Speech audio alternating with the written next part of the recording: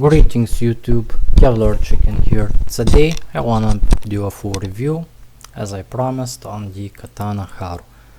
Now I will start off with what you will most likely be seeing on the screen right now, which is the silk bag that it came in, and it has quality and it shows.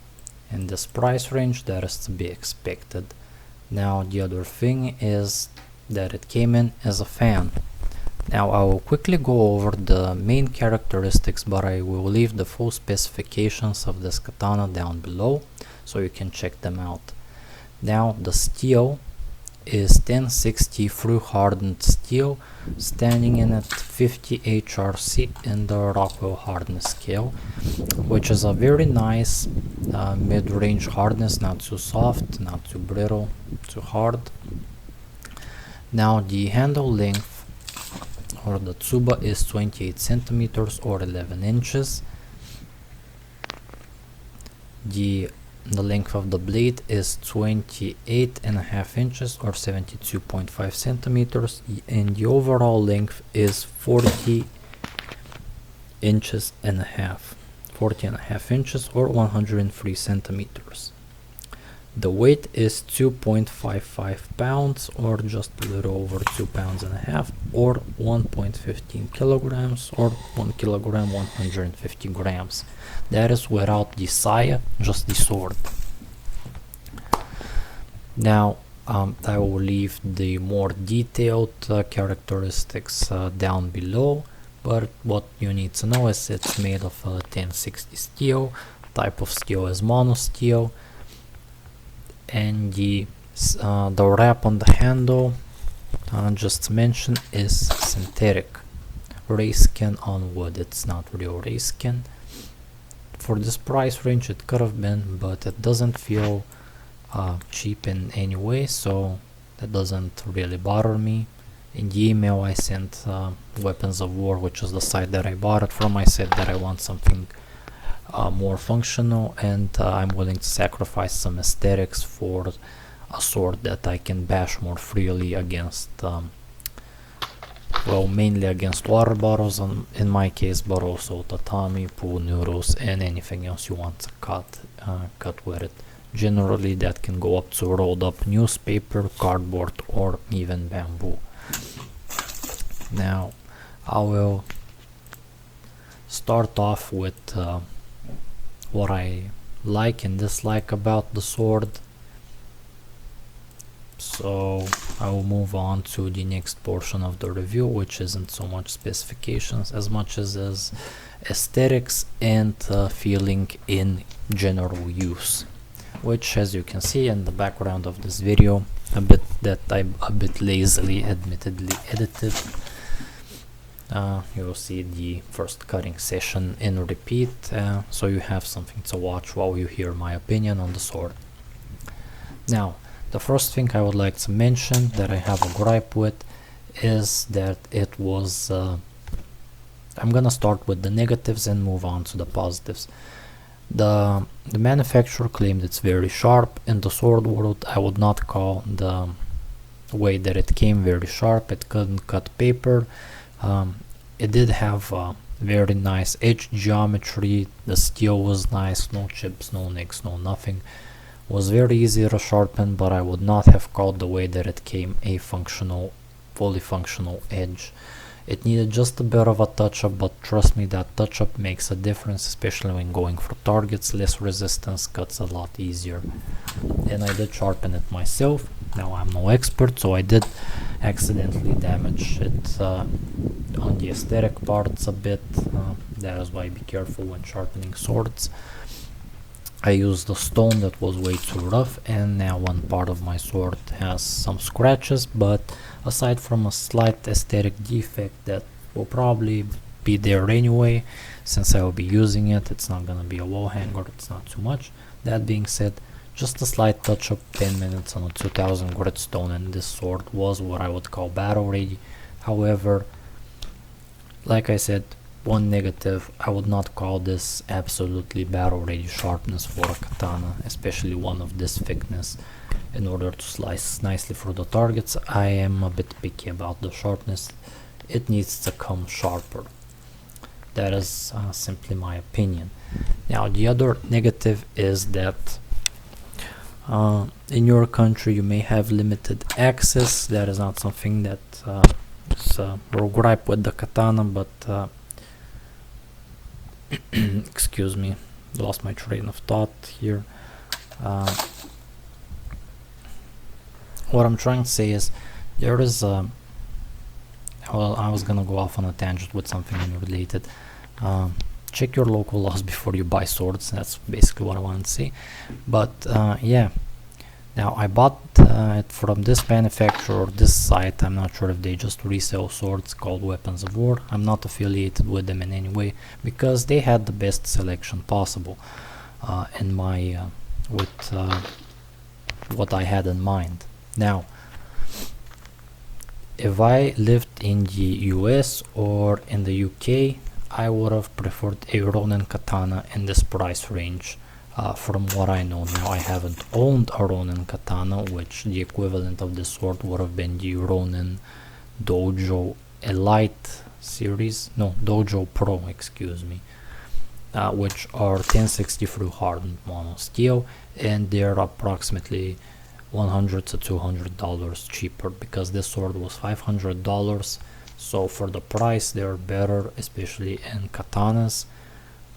However, that is still a very acceptable price range for a sword because it's 2024. Not many people, you know, actually need a functional sword in this day and age, but people who have this niche hobby like me really do appreciate it when someone does actually craft an item, and it does take quite a lot of skill, so I do appreciate it. Now that is actually about all the negatives that I could list. That in this price range it could have had real ray skin maybe for people who are more into the decorations. For me personally it doesn't really matter. The sharpness actually have a small gripe with that, and the price could be a bit cheaper in my opinion. They have a lot of competition. However, I'm in Bulgaria and they ship for free in Bulgaria for items in this price range, and there's no local laws, you know, that prevent me from owning a katana in my house. No, obviously I don't walk around the street with it scaring people because that would be illegal, but you get the point.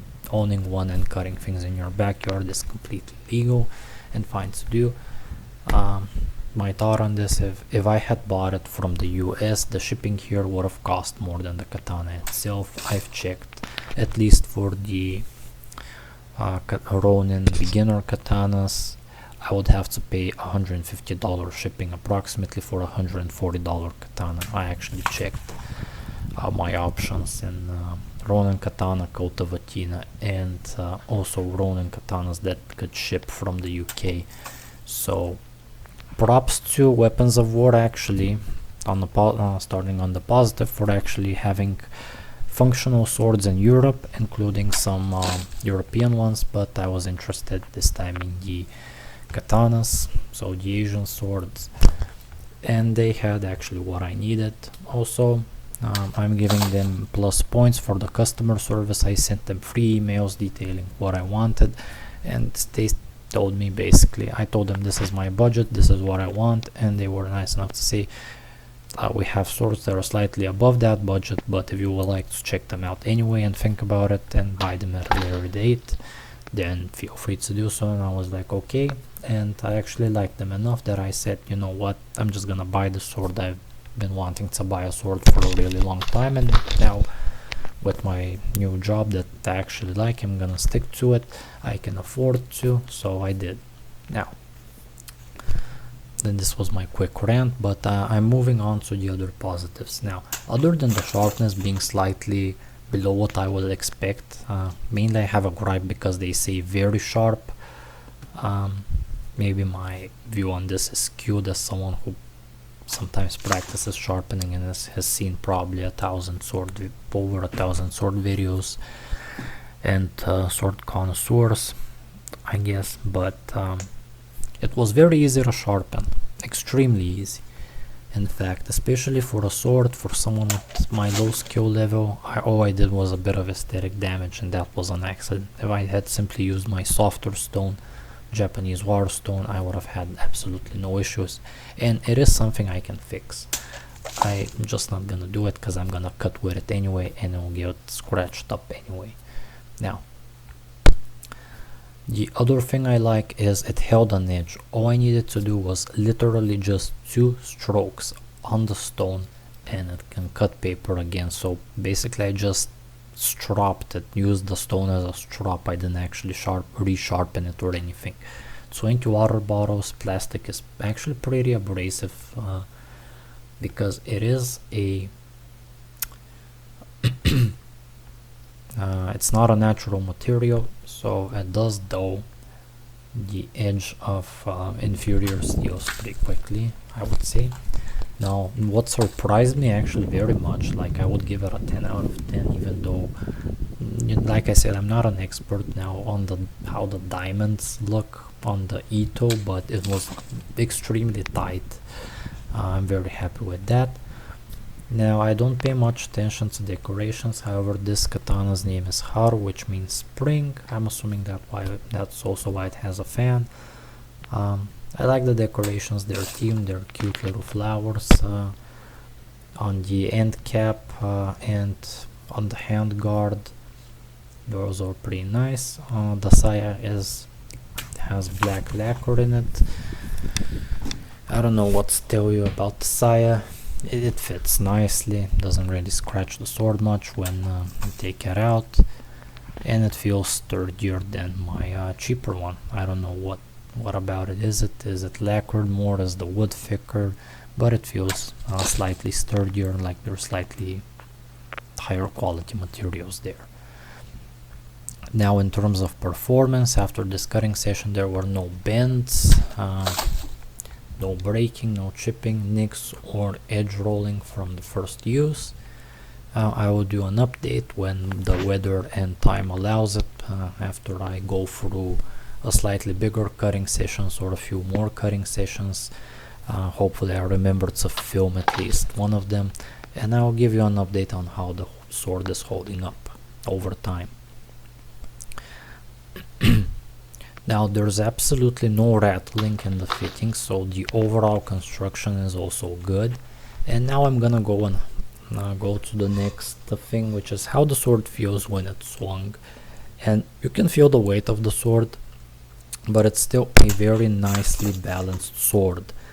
I like it. You can, even a beginner like me who doesn't practice, I'm just a backyard samurai and I occasionally cut. I don't even cut every day. It's whenever I gather some bottles from the gym, I just fill them up with tap water and slice them up occasionally. And now I have some very minor idea on how to use a sword. And even with that, the cuts feel low effort. It feels like the sword is actually doing the work for you, as a good weapon should. It feels balanced, it feels nice, it doesn't feel overly clunky or heavy, especially a sword. It does taper off from thick to thin on the spine and in general in width, which helps. It also has a bohi that makes the nice Tachi Kaze noise, and that is a very big bonus. Also, I can practice because I can hear the whoosh Tachi Kaze sound very nicely when I'm in my room, because outside you can't really hear it properly, but if I make like a bad cut on purpose, it makes a different sound than when you are actually trying to hold the sword properly and do a 45-degree cut or even a 90-degree cut, what have you, from any angle. When you're keeping your cut straight and you're actually using what I would assume proper technique, it has a very nice Tachi Kaze sound, and that is also very helpful for inexperienced people like me, because I can practice without necessarily needing targets, because whenever I hear the different sound or don't hear a whoosh sound, I know that the cut is bad, and I can make some very nice practice swings. And also it helps reduce the weight a little bit. making the sword feel more lively in the hand. Now that is about it. Everything that I could think of, and it's been quite a rant, but in this item I believe that there's a lot of things to mention. And yeah, I would actually like to thank you for I'm up to 50 subscribers now, so thank you everyone for watching. And if you liked the video, like and subscribe, and in the future when I make another cutting video or gaming video, I will upload it. And see you next time. Thank you very much for watching. Hope you have a good day.